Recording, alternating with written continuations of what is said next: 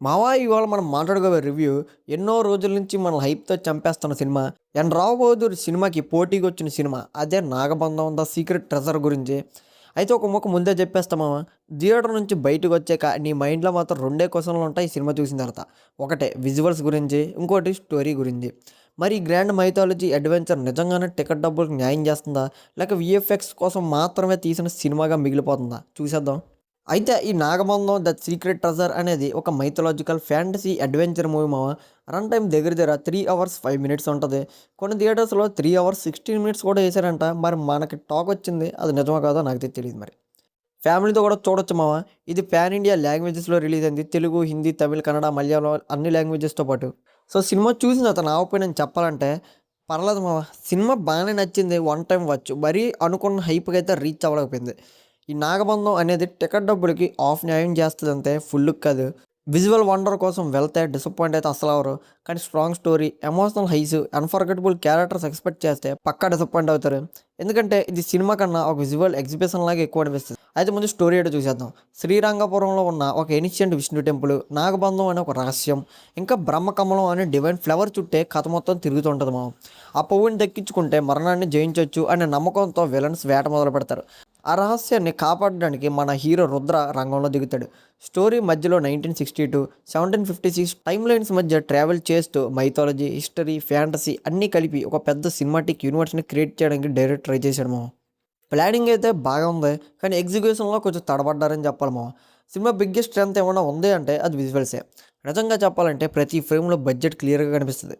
ఆ temple sets, production design, VFX art work అన్ని grand స్కేల్లో డిజైన్ చేశారు. థియేటర్ స్క్రీన్ మీద చూస్తే ఆ రిచ్నెస్ క్లియర్గా ఫీల్ అవుతారు కూడా మీరు. ఇంకో పెద్ద plus background score. Junaid Kumar and team ఇచ్చిన బీజం అయితే కొన్ని యాక్షన్ బ్లాక్స్లో నెక్స్ట్ లెవెల్కి తీసుకెళ్తాము.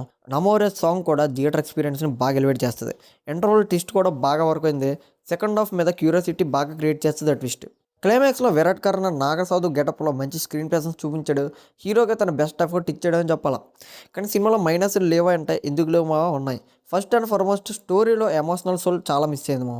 విజువల్స్ ఎంత గ్రాండ్గా ఉన్నా సరే క్యారెక్టర్స్తో ఎమోషనల్ కనెక్షన్ ఉండకపోతే ఆ సినిమా పెద్ద నచ్చదు మామ, గుర్తుండదు చాలా రోజులు. అండ్ ఆడియన్స్ కళ్ళకి ఫీస్ట్ ఉంటుంది కానీ గుండెకి హత్తుకునే టచ్ అయితే ఉండదు. ఆ ఎమోషన్ హుక్కే ఈ సినిమాలో మిస్ అయింది మామ. సెకండ్ వచ్చేసి రన్ టైం. 3 గంటలు క్రాస్ అవడం వల్ల స్క్రీన్ ప్లే బాగా స్ట్రెచ్ అయినట్టు అనిపిస్తుంది. కొన్ని సీన్స్ ఇంకా ట్రిమ్ చేసి ఉంటే సినిమా ఇంపాక్ట్ ఇంకా పెరిగేదని నా ఒపీనియన్. ఇంకా అనసూయ ఫ్యామిలీ ట్రాక్, కొన్ని రొమాంటిక్ పోర్షన్స్, అన్నెసెసరీ సాంగ్స్ ఇవన్నీ మెయిన్ స్టోరీ ఫ్లోని బాగా బ్రేక్ చేస్తామా. సీరియస్ మైథాలజీ అడ్వెంచర్ మధ్యలో సడన్గా కమర్షియల్ సినిమా టెంప్లెట్కి షిఫ్ట్ అవడం కొంచెం పేషెన్స్ స్లో చేసిందని చెప్పాలి. హీరో క్యారెక్టరైజేషన్లో కూడా కొన్ని లాజికల్ డౌట్స్ అయితే వస్తాయేమో. ఒక పక్క విలన్స్ డిస్ట్రాక్షన్ చేస్తుంటే హీరో కొన్ని సిచ్యువేషన్స్లో లేట్గా రియాక్ట్ అవ్వడం సినిమాటిక్ కన్వీనియన్స్ లాగా అనిపిస్తుంది, కానీ రియాలిటీగా అయితే ఎక్కడ మ్యాచ్ అవ్వదు. ఇంకా బిగ్గెస్ట్ డిసప్పాయింట్ ఏంటంటే సినిమా మొత్తం బిల్డప్ ఇచ్చిన నాగబంధం మిస్టరీని కంప్లీట్గా రివీల్ అయితే చేయరు. పార్ట్ 2లో చూద్దాంలే అని వదిలేస్తారు.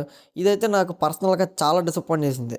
అసలు నాగబంధం మిస్టరీ ఏటో చూద్దామని వెళ్ళిన వాళ్ళకి పార్ట్ 2లో చూపిస్తాం అని వదిలేయడం అయితే నాకైతే నచ్చలేదు మామ.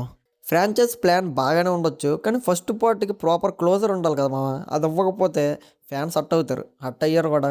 సో అది పెద్ద మిస్టేక్ అని చెప్పాలి సినిమా మొత్తం. అండ్ టెక్నికల్గా మాత్రం సినిమా స్ట్రాంగ్ ఉంది. సినిమాటోగ్రఫీ రిచ్గా ఉంటుంది. సౌండ్ డిజైన్, విఎఫ్ఎక్స్ క్వాలిటీ ఇవన్నీ ప్రొడక్షన్ వాల్యూస్ కూడా పాన్ ఇండియా స్టాండర్డ్స్ తగ్గట్టు సూపర్గా మెయింటైన్ చేశారు.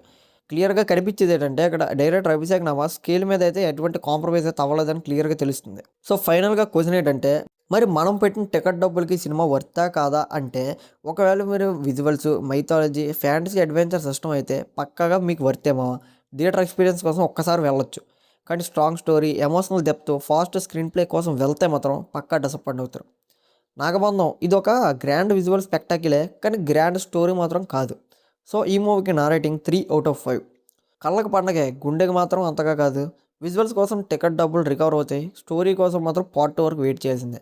సో మీ ఒపీనియన్ ఏంటో మావా ఈ పార్ట్ 2 మీద కామెంట్ చేసండి. వీడియో నచ్చితే లైక్ చేసి ఛానల్ సబ్స్క్రైబ్ చేయడం మర్చిపోకుండా ఉంటామని.